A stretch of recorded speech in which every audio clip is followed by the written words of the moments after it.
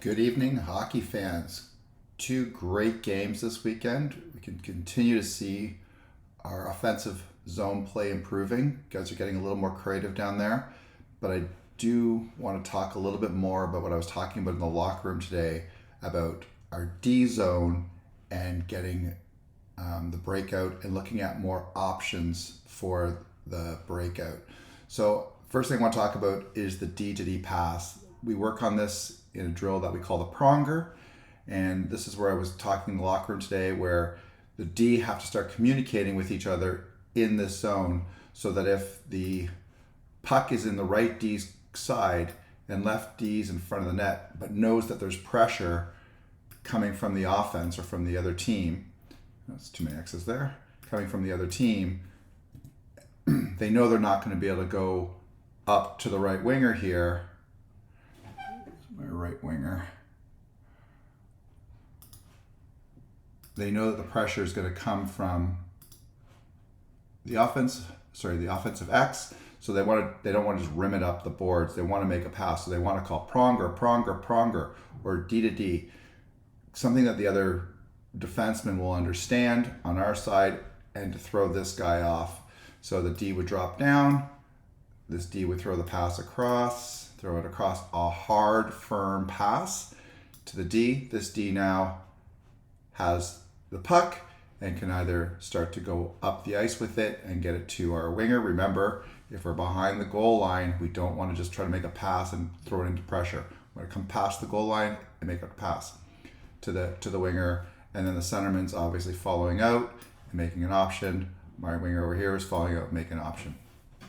If the pressure shifts and they have a quick reset like we do with our forecheck, then again, this winger on the reset, on the offensive zone, on the offense's reset, the winger now has an option to press it up to the C, center, and then they can chip it out.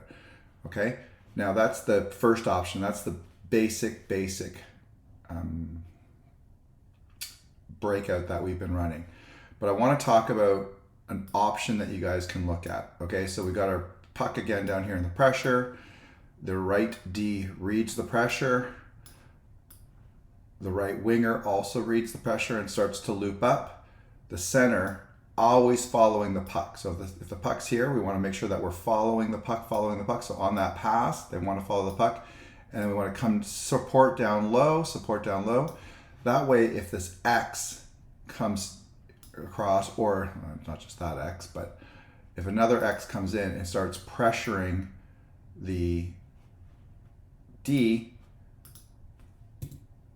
the centerman is another option. So if the puck comes here, all the D has to do is chip the puck up to here. The centerman can now skate into it and get it. It doesn't necessarily need to be a tape-to-tape pass. Throw it to where your centerman's going to go. Now I've got a winger that's ready to go, another winger that's ready to go. As soon as the centimeter gets to the top of the circles, he can throw it up ice to over here.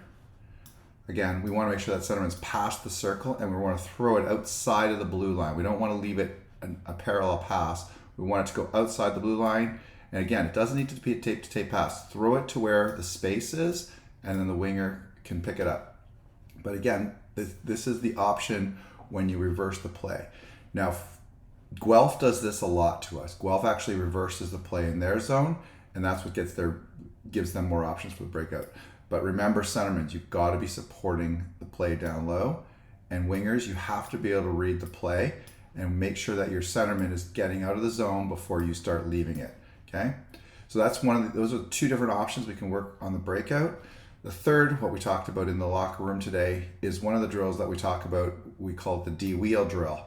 And if the defense is here and there's someone in front of the net and they don't want to leave their zone here because the pressure's coming hot, you can D-wheel, or as the drill we call it D-wheel. So the D wheels around the net, cuts up here using the net as a blocker. Where's my puck? Using this net kind of as a blocker. And again, as long as your center is supporting, you can pass it to the center or you can pass it to the winger. If you don't get any pressure here and you can come all the way up here, that you can act as the center here. You skate it just past the circle and then you throw it up ice to a spot that only our winger can get it. getting it out of the blue, getting it out of our zone, getting it out of the D zone past the blue is the number one priority once we get possession of the puck.